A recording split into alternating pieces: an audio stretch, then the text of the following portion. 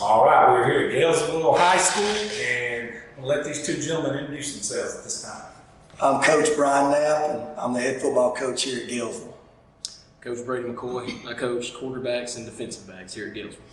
Coach, I appreciate you having us in, first of all. My first experience out here was absolutely hilarious. We had a good time and talked. I actually went back and talked about the family atmosphere here and how relaxed and cool it was. Really enjoyed it. Second visit started off with a bang. The guys were throwing up. Y'all did some running. I love it. That makes me feel like I'm back home, getting to watch this. But Coach, just the smiles, man, the being able to get after it. We touched on this with the players, having a, what we call normal summer camp. How's that been for you guys? It's been huge. Having that sense of normalcy has been really great for us. But now I will say, reflecting last year, we had a really good summer considering what we faced last year. So we had some hiccups during the season in terms of COVID, but as far as our off season, it didn't go too bad last year. But this season, not having to take the temp, not having to disinfect every time somebody changes a weight rack, that's been huge. And not having separated. Yes. Had to go in groups. Yes. We couldn't have done that, what we did today. We couldn't do that last year, all the mat drills and stuff. So, man, you'd have had to come in there looking like, Back to the Future. When he wrecked his car, those hazmat suits on.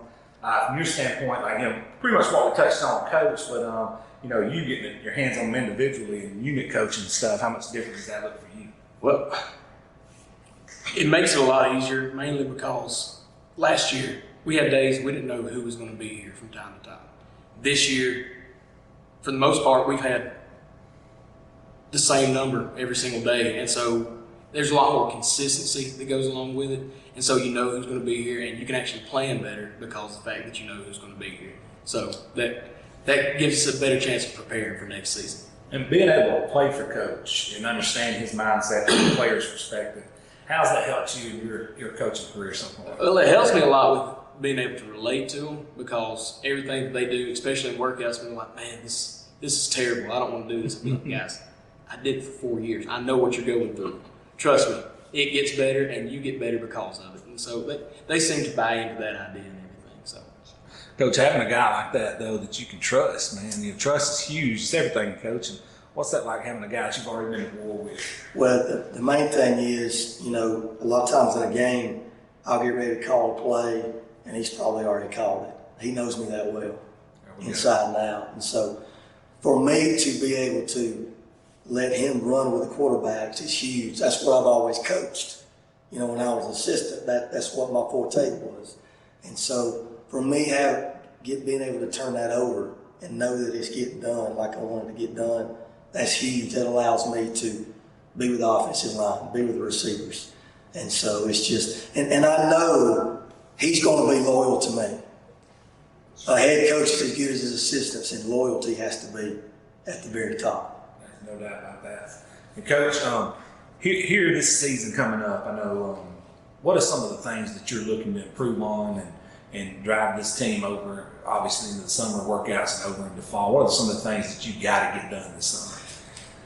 Well, I think as you saw today, we have to bring it every day, and we have to have an Ironman mentality. Because in single A, those guys are special teams, offense, defense. They ain't no subs. That's right. So we have to continue to bring that mentality every single day to the table. You know, and so we also have to do a good job we feed them protein shakes and peanut butter sandwiches. We have to do everything across the board to get them physically and mentally ready when we get to game zero. To me, it's not we understand what we're doing scheme-wise right now. We have to continue to try to get tougher, because in a close game when you're evenly matched and there's less than 2 minutes to go in the game, what we did today, that stuff shows up at the end of the football game. And so that's why we do what we do. So we just have to continue to try to get tougher every single day. No doubt. And your goal personally, having your hands on offense and quarterbacks and things, what's some of the things that you're looking to make sure you got to get done to have that group ready to go? The big thing is we've been lucky because the past couple of years we've had multiple guys that we could use at quarterback. So developing some younger guys in case that we do face those injuries like we have in the past couple of years, developing some younger guys, trying to get them ready to step in case we need them. And then furthering, like getting our guy that we already have as a starter, trying to make sure that he is at optimal performance for us. So those are the main things. And then we got a lot of guys that's going to have to play multiple positions. And so, like he said, we feel like we're pretty good scheme-wise, but when you swap from position to position, we have some misfires every once in a while. So trying to get them where they can play those different positions for us. Let's dig into your philosophies, both of you guys' philosophy offensively. Let's start there, and we'll let you answer this one. What do you think, if you had to draw an idea of what you guys do here or trying to do, what does that look like? In other words, where do you want to put pressure on the defense at? What do y'all want to get done to be successful? It was the same philosophy back when I played, and you don't hear it much from the quarterback, but even back when I played, I believe that you have to be able to run the ball and control the flow of the game. If you can do that, then that puts you in a position in the fourth quarter to win the game. And our big thing is we want to out-physical people. If we can physically outmatch people, that gives us the best opportunity to win. And it puts pressure on them because it tires them down. And us having the numbers that we have, we're already at a disadvantage. So if we can tire the other team down, then that keeps you right in the game. So no doubt. Yeah. Coach, same kind of question for defense. What do you guys try to do defensively to stop other teams? Well, I'm going to answer this in a way to where when I first became a head football coach in 2008, you had half teams running the wing tee, half teams running the spread. Mm-hmm. So you fast forward it, 13, 14 years, and you have to be multiple on defense now. You can't just hang your hat on, this is what we're going to do, and by golly, So we have to continue to try to develop be multiple on defense. Like, for us, when we play spread type teams, we'll be more of an odd look. And when we play folks too tight that run at you, we have to be more of a 6'2", 4'4" look. So us to continue to try to develop to be multiple defensively is key. But defense is the same. You still got to tackle. You still got to be willing to tackle. You still got to be willing to play assignment. My dad, who was a head football coach for 35 years, would say alignment, assignment, go play ball. That's our philosophy on defense. That's how we approach it. It makes sense. It kind of simplifies it when you break it down into those terms. It does. Let's talk about the game in general, Coach. Since you started your coaching career, head coaching career. Yes. What are some of the things you like about the way the games went? What are some of the things you just really not on board with? I do think it's good that Alabama High School and the state and the National High School Federation, they're trying to look out for kids' safety in some measures. I mean, I get that. When we played, that stuff wasn't in place. What I don't like about football is I do think that it has become more finesse. Mm-hmm. And that goes against the way I was brought up and the way I was taught and believed. So it contradicts my belief. That's the biggest thing about football, that it's become more finesse. I understand why you get playmakers in space. I get that. That's what kids see on TV. I get that, But football hasn't changed in this regard. You still got to block, you still got to tackle, so those are the two things I would say. The next question I want to ask you, Coach, you've coached at different levels. Yes. Explain that to people who basically an average fan who don't know, they come to a game here or there, but what is it? I mean, at the end of the day, we know it's the same, but Yes. talk about some of the challenges you had at this 1A level that you didn't have at other places. Well, when I was at Douglas, his team, they had 62 on the roster. Where here, we're going to roll out 24. Wow. And so our practices could be more wide open. We could go 11 on 11 and just be off on each other. You can't do that here. You have to be controlled. You have to do half-line stuff. Another thing is I have had to develop more patience in 1A. In 5A, I could say, get your butt out. Next man up. That's right. You can't do that here. And so I've had to change my style a little bit, which is good because I've had to learn some different ways. When you stop learning, it's time to go to the house, right? So those are the two biggest things that I've had to adapt to. But now, let me tell you something. When you win a football game with 21, 22 players, man, you're talking about gratifying. It is very gratifying. I better believe it. And it is, I've really enjoyed that part of it. And the same thing for you, transition from a big school, playing quarterback, and coming to a school like Gaylesville here. And how is that different, being able to coach at different levels from your perspective? Well, see, like when I first got here, I didn't really know what to expect because that's all I'd been used to was those bigger schools. Even during my student teaching, I was at Opelika High School. And so I was used to those bigger schools that you have the numbers and everything. And so here, like he says, it teaches you a lot of patience. It's kind of a double-edged sword. You have to spend a lot more time individually with certain players, which is great for them. It really is, but it also slows down the pace at which you can move forward as an entire team. But so far, it's worked pretty good for us. So I don't really have any complaints, but I believe that like coaching here has been a great experience for me. And if I ever do go anywhere else, I can take a whole lot from what I've learned here and apply it, and it'll make me that much better of a football coach. So Absolutely. yeah. I mean, even the little hurdles and not having the numbers and the half-line stuff makes you a better coach. It does. It does. Coach, this place, and I'm not just saying it because I'm sitting here, is one of the most beautiful, that field, the way it sits like it does, man, it's very beautiful. Talk about this place on a Friday night and what's that's like. Well, let me give you a little history about this place if you don't I love care. to hear it. My grandfather played running back here in the 30s. He was an all-state running back. His name was Roy Knapp. He's in the Alabama State Hall of Fame as a head football coach. He came back here as principal in 1956. He was principal, football coach, basketball coach, baseball coach. Dang. My dad was a freshman. They lived in that house right across the street over there. The school provided them with a house. The school burned in 56. My granddad fought to keep the school open. They built the school that you see today was built. The field that you see today was built in 1961. 61. My dad threw the first touchdown pass on this field. That's awesome. So there's a lot of history for me, in this school. And I always had intentions of hopefully coming here one day, and it came full circle, and so it was a no-brainer. But this place has a lot of history. We are entering, this year will be the 150th year anniversary of the school being open. Wow. So, this place has a lot of tradition and heritage that people don't understand. Years ago, they used to have a dormitory where they would recruit people. I told you the story about my granddad.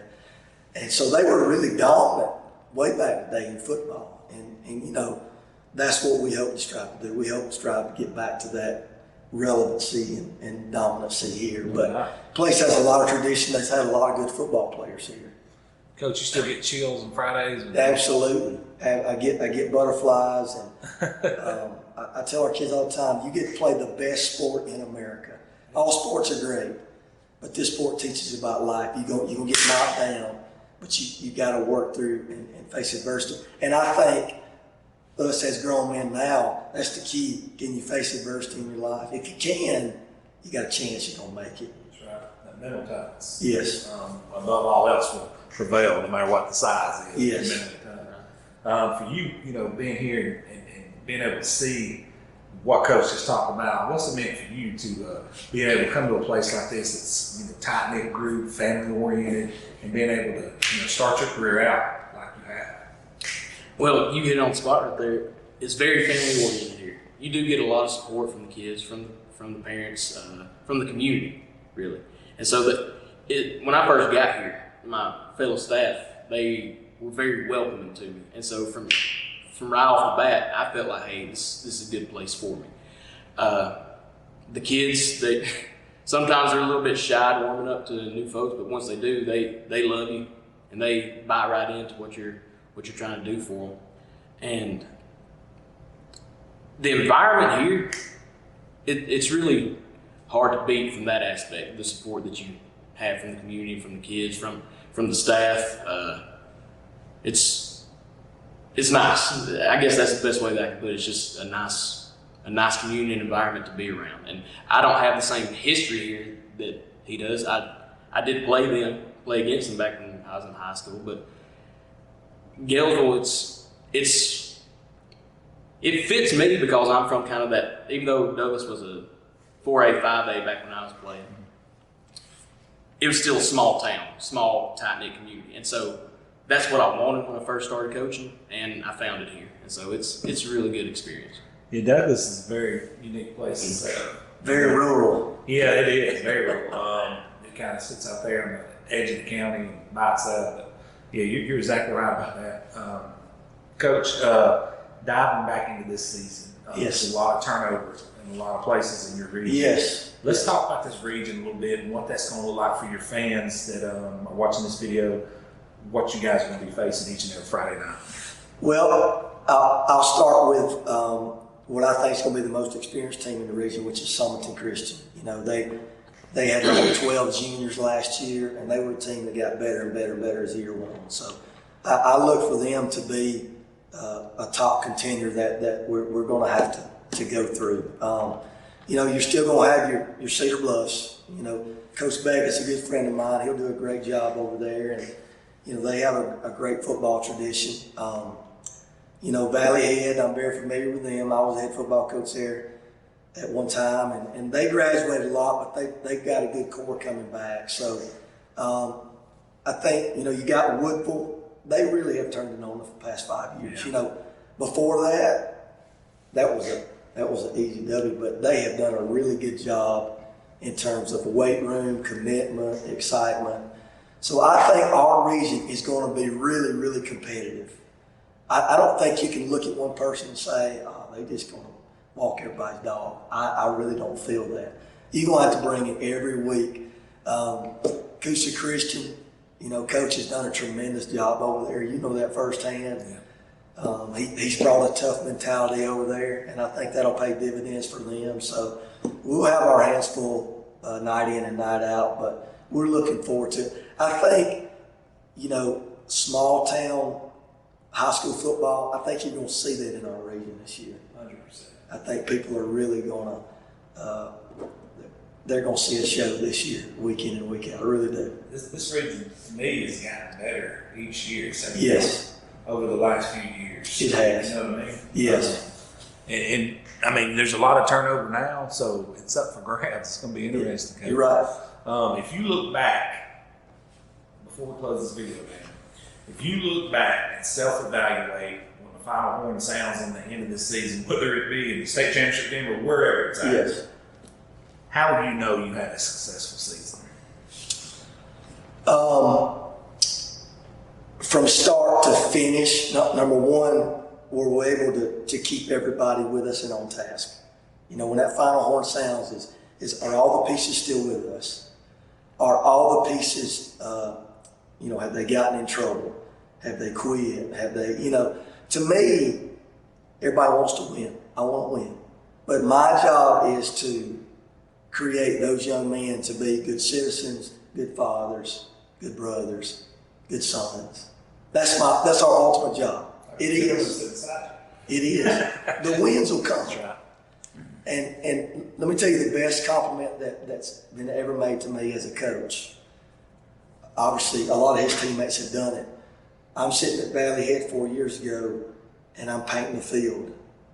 And 2 young men that played for me 8 years prior from Douglas, Alabama, which is an hour and a half away, were in Fort Payne, and they dropped in just to see their coach. That's good. That's the best compliment. That's when you know you've done your job. That's good. And so that's the best way I can answer the job. And when that final horn sounds, you know, did everybody get better? Did they get better physically, mentally? You know, are things still intact? Were they able to face the highs and lows of football? Because you know it's going to come. It's coming. You know, did we go through the finish line as a whole still? That shows me that we've done our part. That's good. Coach, I'm bought in. I'm ready to roll. I got one more year of eligibility, Coach. There you go. I got to get in shape now. Well, I will say this, and you and I, we met 2 weeks ago. Yeah. And I've watched your stuff on the internet, and let me tell you something, you do a great job. You know, there's no doubt. And I appreciate you helping the Matt and Todd show out. Oh, yeah. You've been a huge help to them. And what you do to put time in it to bring recognition to our young people, man, that's huge. That's what it's all about, right? Yes, sir. The Absolutely. thing about helping Matt and Todd, it helps help other people. Absolutely. You know, I told Matt and Todd, I made a call to them.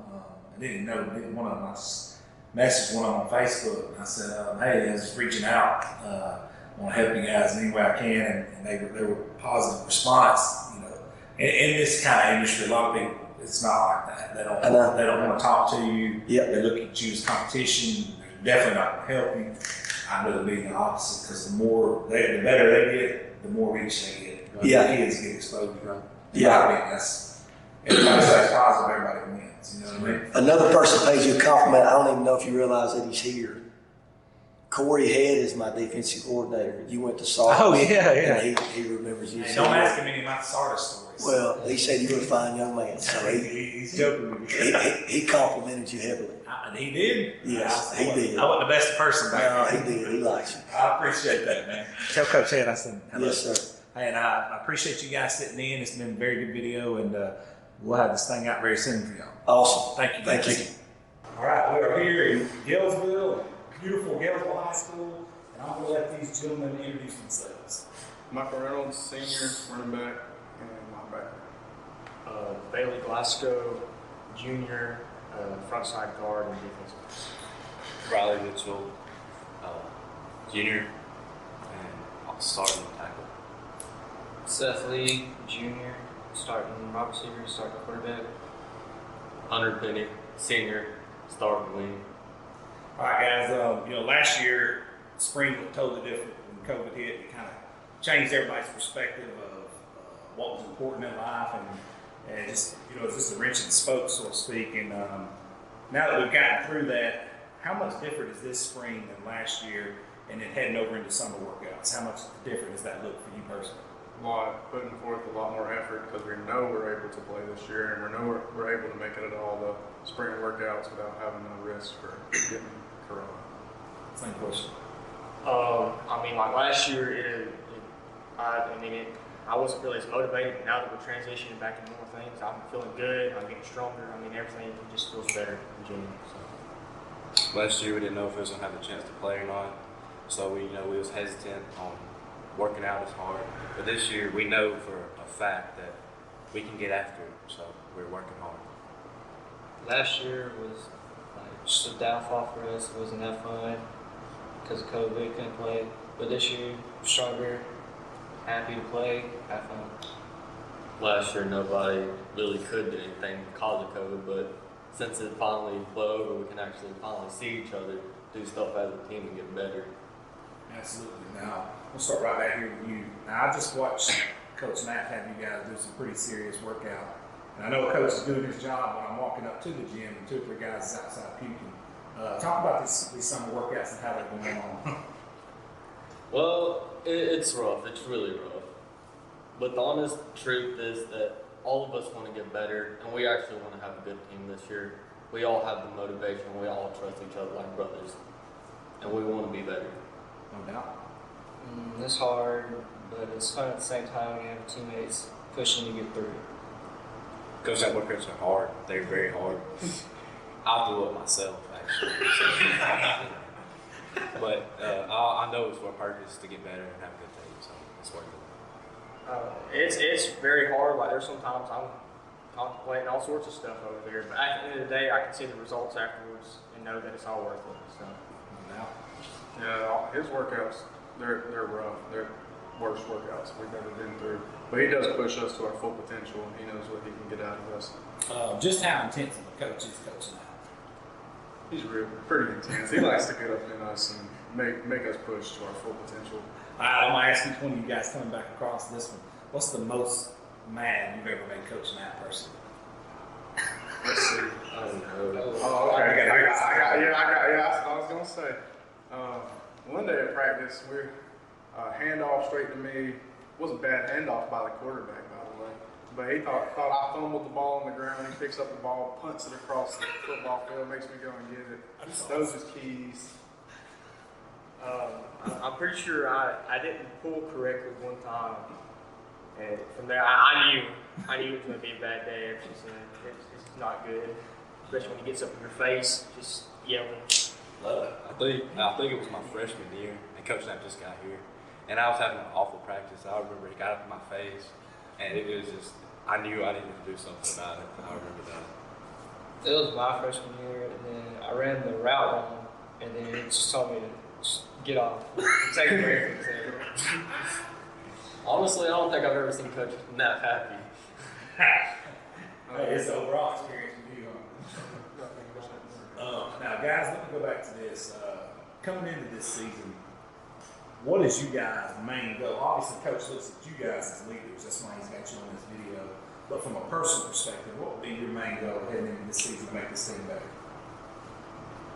We'll start over here with you. Well, I don't really know what my main goal would be, but what I would really like to try and succeed is making at least everyone that's under me as a senior get better and improving their game overall, even if I can't be there for them. No doubt. I was just pushing everybody to do better than we done last year. And then, I would like to have a winning season and become more of a leader.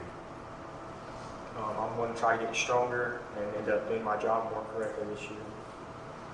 Trying to become more of a leader as well, and then hopefully we have a winning season and make it to the playoffs this year because we fell short. No doubt. Well, guys, I appreciate you guys sitting in, and good luck to you guys moving forward this season. And we're going to have you guys on. Thank you. Thank you.